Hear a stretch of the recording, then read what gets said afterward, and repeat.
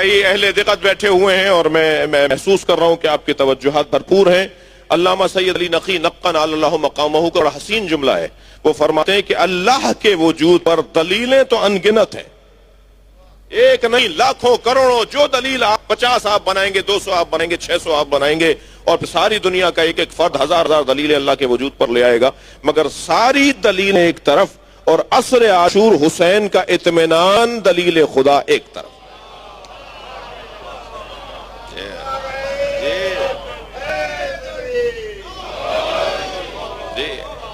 اب وہ حسین ابن علی جو وجود الہی پہ دلیل ہے، وہ میرے مولا جو وجود الہی پر دلیل ہے، اس حسین ابن علی نے اگر کسی کو راز سونپے ہو تو اسے زینب کہا جاتا ہے. اللہ اکبر. بحث اللہم صل علی محمد وآل محمد. بی بی کو میرے مولا نے عصر عاشور اسرار امامت سونپے. سنگین بات ہے، سنگین بات ہے. اس کو جو ہے وہ ہضم کرنا بہت مقدمہ چاہیے، اس کے لیے صحت کاملہ چاہیے، ورنہ بیمار آدمی ہضم نہیں کر پا. صلوات پڑھے تو محمد و آل محمد پر.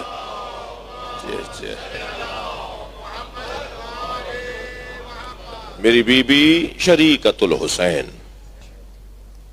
بی بی کے چند القاب پر غور کرنا چاہوں گا. ایک صلوات ہدیہ کریں گے بی بی کی ذات پہ.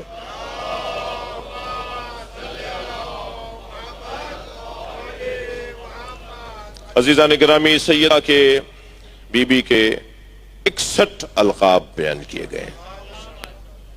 میں نے حضرت ابوالفضل عباس علیہ السلام کی جو خدمت میں حاضری دی تھی آپ کے ساتھ مل کر ابھی 2 دن پہلے، تو اس میں نے عرض کیا تھا کہ 12 قلمدان حضرت عباس کے پاس تھے.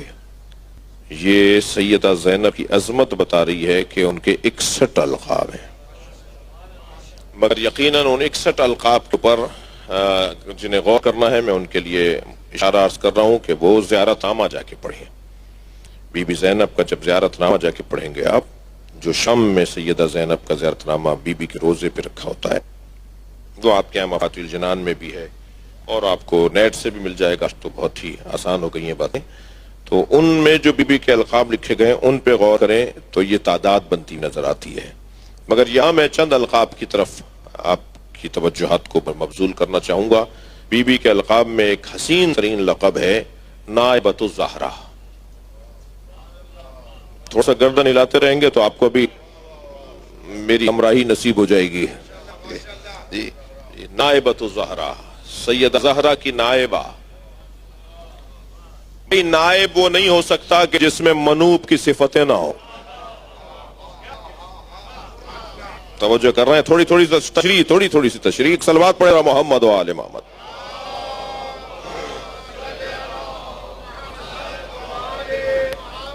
آپ ذرا غور فرمائیں، کبھی بھی کوئی پڑھا لکھا انسان جاہل کو اپنی جگہ نہیں بٹھائے گا. جی، کبھی بھی کوئی حکیم انسان کسی مریض کو اپنی جگہ نہیں بٹھائے گا. کبھی بھی کوئی منصف اور انصاف فراہم کرنے والا کسی مجرم کو اپنی جگہ نہیں بٹھائے گا. یہ قاعدہ قانون ہے کہ جو جس کو اپنی جگہ پر بٹھا رہا ہے، جو جس کی جگہ پر آ کے بیٹھ رہا ہے، اسے یا اس جیسا مانے یا اوروں سے افضل مانے. ایک جلوہ دکھا رہا ہوں میں آپ کو. جب سیدہ زہرا آتی تھی تو نبی کھڑے ہو جاتے تھے، ہاتھوں کا بوسہ دیتے تھے، اپنی جگہ بٹھاتے تھے. اور پھر اپنی جگہ بٹھانا کا مطلب یہ ہے کہ یا ان جیسی ہیں سیدہ زہرا، یا نبی جیسی ہیں، یا نبی کے بعد ان جیسا کوئی نہیں ہے. صلوات پڑھیں محمد و آل محمد پر. جی، اور اس سے بڑی مثال ہے، انی جاعل فی الارض خلیفہ، میں زمین پر خلیفہ بنا رہا ہوں. کسے؟ حضرت آدم کو. کون بنا رہا ہے؟ اللہ. تو جو اللہ اپنا خلیفہ حضرت آدم کو بنا رہا ہے تو وہ صفات الہی کا جلوہ گر بن کر آئے گا. نہ وہ پیدائشی پڑھا لکھ جاہل ہوگا، نہ پیدائشی کنجوس ہوگا، نہ پیدائشی، توجہ ہے بات کی، وہ صفات جو اچھا اللہ کا خلیفہ کیا مطلب ہے؟ علی اللہ کی جگہ بیٹھنے کے لیے نہیں آئے، اللہ کی تو کوئی جگہ ہی نہیں ہے۔ میں گیا جناب مفتی اسحاق صاحب کے پاس، میرا بڑا پیار تھا ان سے، میرے بزرگ تھے، ہمارے دیوبندی عالم دین تھے، تو فیصل آباد میں ان کی خدمت میں کئی دفعہ جانا رہا، ٹیلی فونک رابطہ تھا، جیسے ابھی جناب مولانا طارق جمیل صاحب سے میں تو ان کا شکریہ ادا کرنے کے تھا کہ انہوں نے گلدستہ اہل بیت نامی اہل بیت کی عظمت پہ کتاب لکھی ہے۔ تو مولانا کے پاس میں گیا، وہ کہنے لگے کہ آپ لوگ جو علی اور ولی اللہ تک کلمہ پڑھتے ہیں ٹھیک پڑھتے ہیں۔ میں نے کہا مولانا دلیل کیا ہے؟ کہنے لگے علی اللہ کے ولی ہیں۔ میں نے اپنے مجمع سے پوچھا کہ علی اللہ کے ولی نہیں ہیں؟ سارے اہل سنت سے میں نے اقرار لیا، سب نے کہا علی اللہ کے ولی ہیں۔ تو میں نے انہیں کہا کہ تم مانتے ہو بولتے نہیں ہو۔ جی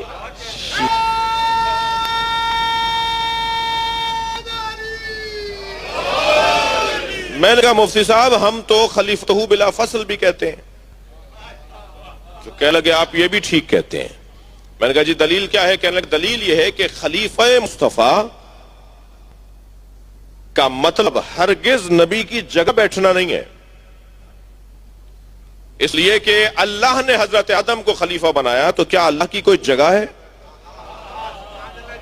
خلیفہ کا مطلب جگہ پر بیٹھنے والے کو نہیں کہا جاتا، خلیفہ کا مطلب ہے نمائندہ، اور نمائندہ تو جہاں جا کر بیٹھ جائے وہ نمائندہ ہے۔ جی جہاں جا کے بیٹھ جائے وہ نمائندہ ہے۔ تو حضرت علی نبی کے خلیفہ ہیں، اور وہ جو 3 دور گزرے ہیں ان تینوں دوروں میں بھی علی ہی خلیفہ ہیں۔ صلوات پڑھیں گے محمد و آل محمد پر۔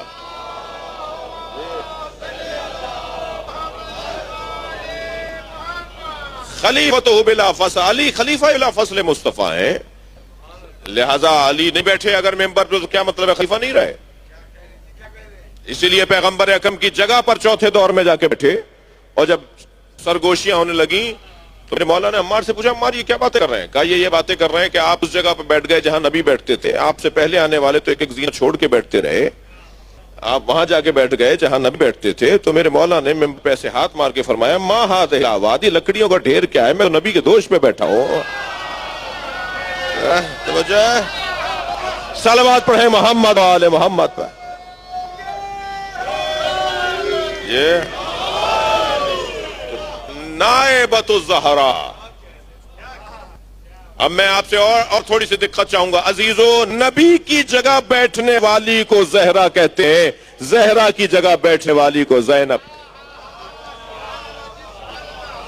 نائبۃ الزہرا، بی بی زینب کے لقبوں میں ایک لقب نائبۃ الزہرا۔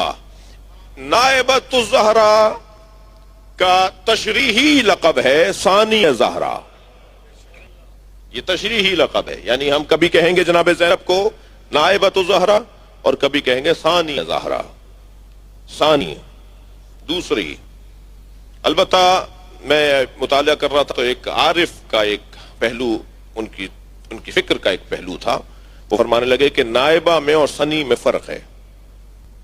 نائبہ اور ثانی کے اندر ایک ظریف سا فرق یہ ہے کہ ثانی اول کے بعد کا مرحلہ ہے اور نائبہ اول ہی کا مرحلہ ہے، یعنی ابھی اول ختم ہی نہیں ہوا، ابھی وہی وجود باقی ہے، اس لیے نائبہ کہلائے گا، ثانی ایک دوسرا مرحلہ۔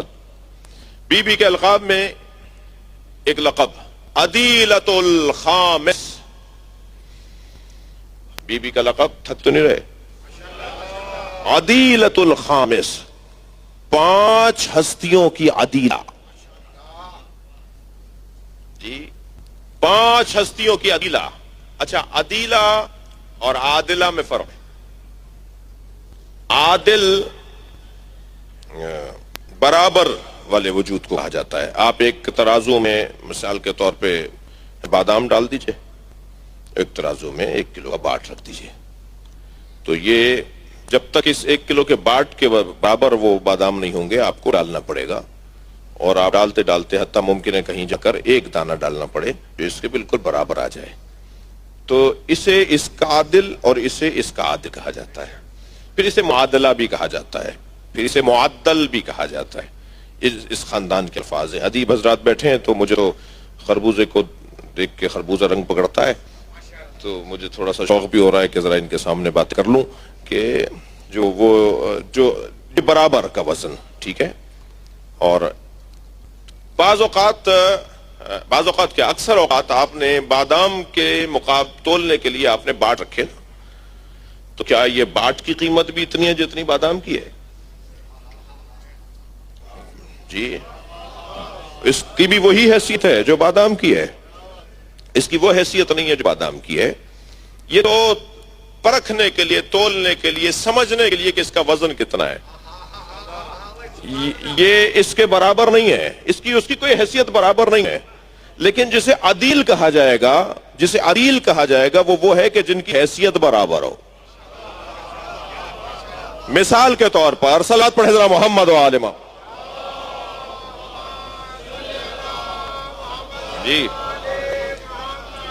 بڑی نہایت آپ کی توجہات کا شکر گزار ہوں۔ مثلا اس ترازو میں آپ نے بادام ڈالے اور اس ترازو میں آپ مثلا اخروٹ ڈال دیں، کچھ قریب ذہن کرنے کے لیے اثر رہو، تو کہا جائے گا یہ عدیل ہیں دوسرے کے، یعنی جو قیمت اس کی ہے وہی قیمت اس کی ہے، ایسے ہی ہے۔ لیکن اگر اس کو ہٹا دیا جائے تو یہ عدیل نہیں ہے، یہ ترازو ہے، پلڑا ہے، مثال کے طور پر ویٹ ہے، وزن ہے۔ اچھا، یہیں ایک جملہ کہہ دوں کہ انسان کو اپنی قدر اور اپنی قیمت کا بھی پتہ ہونا چاہیے۔ اسے اپنے مکان کی قیمت تو پتہ ہے، اسے اپنی گاڑی کی قیمت تو پتہ ہے، اسے اپنی زمین کی قیمت تو پتہ ہے۔ یہ تو بتا دیتا ہے یہ گھڑی میں نے جو پہنی ہوئی ہے وہ 1 لاکھ روپے کی ہے، یہ تو بتا دیتا ہے جو پین میری جیب میں لگا ہوا ہے وہ مثال کے طور پہ چاندی کا اور سونے کا ہے، لیکن کبھی یہ تو بتائے کہ میں کتنے کا ہوں، کبھی اپنی قیمت بھی تو بتائے نا، اسے اپنی قیمت بھی تو پتہ ہونی چاہیے۔ اب ہماری قیمت ہمیں کیسے پتہ چلے گی؟ ہماری قیمت ہمیں اس وقت پتہ چلے گی جب ہم ان سے جڑیں گے جو اپنی قیمت کو جانتے تھے۔ بھائی بے قیمت، جملہ بے قیمت لوگوں سے جڑنے والے بے قیمت ہوتے ہیں، قیمتی وجوہوں سے جڑنے والوں کی قیمت ہوتی ہے۔ صلوات پڑھے محمد و آل محمد پر۔ جی جی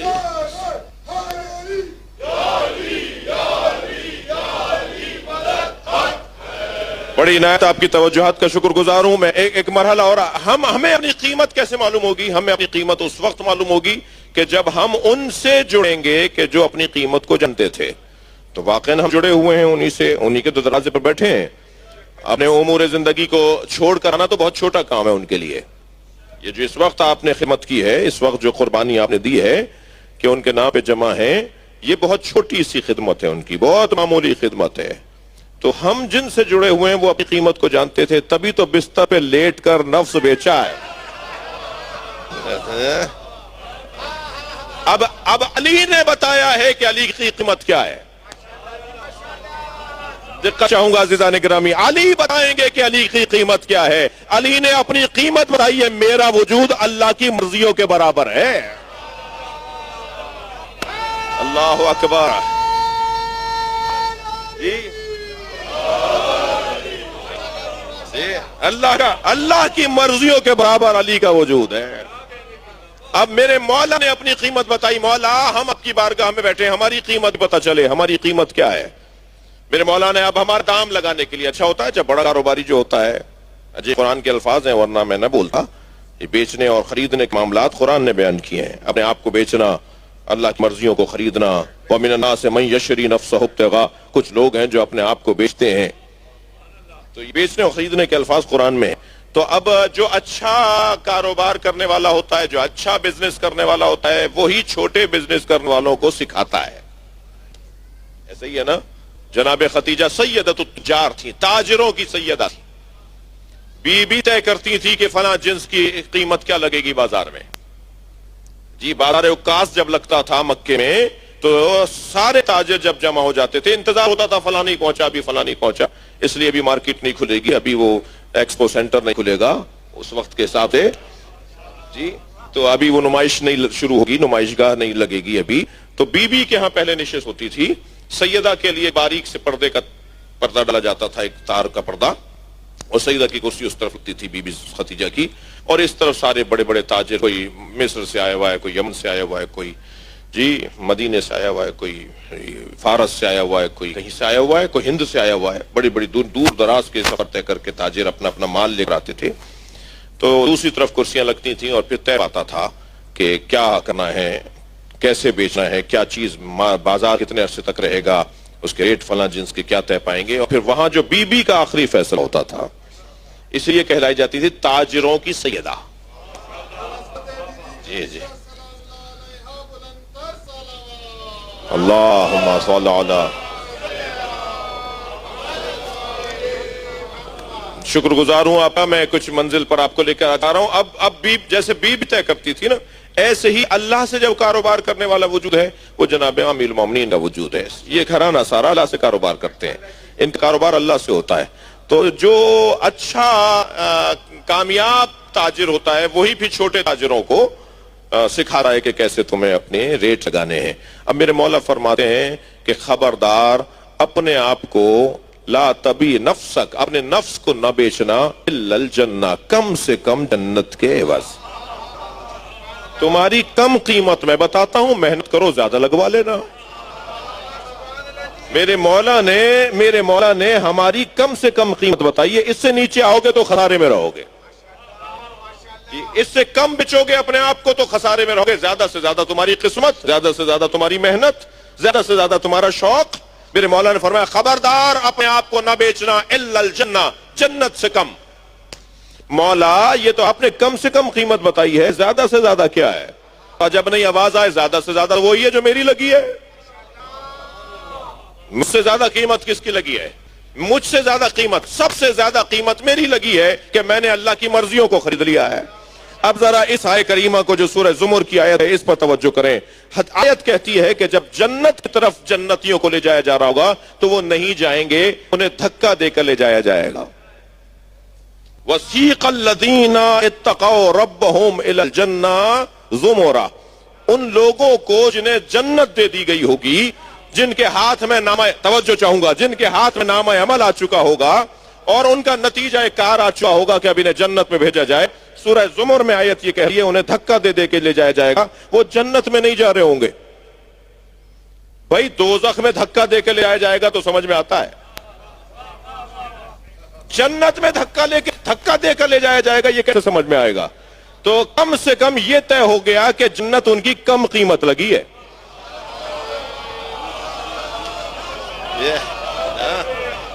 قرآن کہہ رہا ہے نا وَسِيقَ الَّذِينَ اتَّقَوْا رَبَّهُمْ إِلَى الْجَنَّةِ، جنت کی طرف دھکا دے، سیق کہتے ہیں دھکا، سائق کہتے ہیں پیچھے سے دھکیلنے والے کو، قائد کہتے ہیں آگے چلنے والے کو، سائق کہتے ہیں جو پیچھے دھکا دے کے کہیں لے جائے۔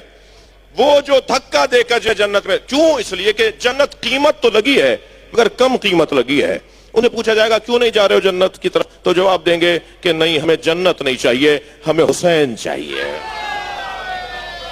اللہ اکبر، آواز دی جائے گی کہ حسین ہی جنت میں آئیں گے جب سب کو بھیج دیں گے، تو کہیں گے ہم تو رکے رہیں گے، جب حسین جائیں گے جب جائیں گے۔ آواز آئے گی من ہم، یہ کون ہے؟ بھئی جو محشر میں لوگ کھڑے ہوں گے نا وہ کہیں گے یہ کون لوگ ہیں بھائی، انہیں جنت میں بھیجا جا رہا اور کہہ رہے ہیں ہم نہیں جائیں گے۔ تو آواز آئے گی ہم حداث الحسین، یہ حسین سے جڑے ہوئے لوگ ہیں۔ یہ کہہ رہے ہیں جب ساری زندگی ہم نے حسین حسین کہا ہے تو جنت میں بغیر حسین کے کیسے جائیں گے؟ صلوات پڑھیں گے محمد و آل محمد پر۔ اللہ اکبر۔ عدیلۃ و خامس، جو پنجتن کے برابر ہو اسے زینب کبریٰ کہا جاتا ہے، جو پنجتن کے برابر ہو۔ میں ان لوگوں سے مخاطب ہوں جناب زینب کبریٰ کی عصمت کے بارے میں شک اور تردد کا شکار ہے۔ یہ القاب بتاتے ہیں کہ جناب زینب کی عصمت کی درجے پہ شدید ہے۔ یہ بحث کرنا، علامہ امام قانی نے بحث کی ہے جناب زینب کی عصمت کے اوپر، گفتگو کی ہے، تحریر دی ہے کہ جناب زینب کی عصمت مسلم ہے۔ تو دلائل دیے انہوں نے، میں سے ایک دلیل انہوں نے دی ہے کہ جسے امور امامت تفویض کیے جائیں وہ معصوم کے علاوہ کوئی نہیں ہو سکتا۔ عصر عاشور امام حسین نے جناب زینب کو امور امامت تفویض کیے، ادھر امام سجاد غشی کے عالم میں۔ یہ بہت بڑی راز کی بات ہے. عدیلہ خامس فرماتے ہیں اہل بیت پر 4 راتیں شدید آئی ہیں، مگر کسی ایک رات میں علی تھے اور کسی ایک رات میں علی نہیں تھے اور حسن تھے، اور کسی ایک رات میں حسن تھے اور کسی ایک رات میں حسین تھے اور حسن نہیں تھے، مگر ان 4 مصیبت کی راتوں میں زینب 4 میں تھی. یہ اتنا بڑا مضبوط وجود ہے. اصلها ثابت ذہن میں رہے میرے سننے والوں کے، اتنا مضبوط وجود ہے. وہ 4 مصیبت کی راتیں، ایک شب رحلت مصطفیٰ، سرکار جہاں کی رحلت کی جو رات تھی وہ اہل بیت پہ بڑی شدید رات تھی، کائنات پر شدید رات تھی. پھر فرماتے ہیں دوسری رات جو اہل بیت پہ شدید رات تھی وہ شب دفن زہرا، جناب زہرا کو جب مولا علی قبر کے حوالے کر کے آئے وہ اہل بیت پہ شدید رات تھی. اور پھر تیسری شدید رات 21 رمضان روز شہادت امیر المومنین، اور پھر چوتھی رات شام غریبہ. ان 4 راتوں میں جو ایک ذات 4 راتوں میں مصیبت کو دیکھتی رہی وہ جناب زینب. یہ عدیلہ خامس کا میں تشریح کر رہا ہوں. عدیلہ خامس یعنی جو سارا کام، جو کام پنجتن نے مل کر کیا ہے وہ جناب زینب نے تنہا کیا ہے. جو جناب زینب نے خامس عدیلۃ الخامس، 5 کی عدیلہ، 5 کی عدیلہ. آگے بڑھوں. اسی عدیلہ الخامس کی ایک تشریح یہ کی ہے کہ خامس سے مراد 5واں ہے. 5 خمسہ کہتے ہیں ہم، خامس یعنی 5. تو یہاں خامس سے مراد، خامس سے آلبا یعنی خامس سے مراد پنجتن نہیں ہے بلکہ حسین مولا ہیں. بعض تشریح کرنے والوں نے، اور وہ بھی ٹھیک ہے تو یہ بھی ٹھیک ہے، تو دونوں پہلو بیان ہونے چاہیے. عدیلۃ الخامس یعنی امام حسین کی عدیلہ، یعنی ہم وزن حسین، جو وزن اللہ نے حسین ابن علی مولا کو دیا ہے وہی وزن جناب زینب کو دیا ہے. اس ہی قول کی تشریحی قول، اسی قول کا تشریحی قول ہے، اسی ہی لقب کا تشریحی لقب ہے شریکۃ الحسین. شریکۃ الحسین کہیے یا عدیلۃ الخامس کہیے، 5ویں کی عدیلہ یعنی امام حسین 5ویں ہے نا پنجتن میں، اور یا شریکۃ الحسین کہیے. اور آگے بڑھوں. بی بی کے القاب میں ایک لقب ہے ملکۃ النساء، جی سیدۃ النساء، ملکۃ النساء، جی ملکۃ العرب، ملکۃ النساء. یہ بی بی کے القاب میں عورتوں کی ملکہ، خواتین کی ملکہ. مالکہ بھی مؤنث کے لیے استعمال ہوتا ہے اور ملکہ بھی مؤنث کے لیے استعمال ہوتا ہے، مگر دونوں میں فرق ہے. مالکہ اس مالک خاتون کو کہا جاتا ہے کہ جو ماضی میں مالکہ نہیں تھی مگر آج ہو گئی تو مالکہ ہے، لیکن ملکہ اسے کہتے ہیں جو جب سے ہے تب سے ملکہ ہے. بڑی عنایت. ایک سوال تھا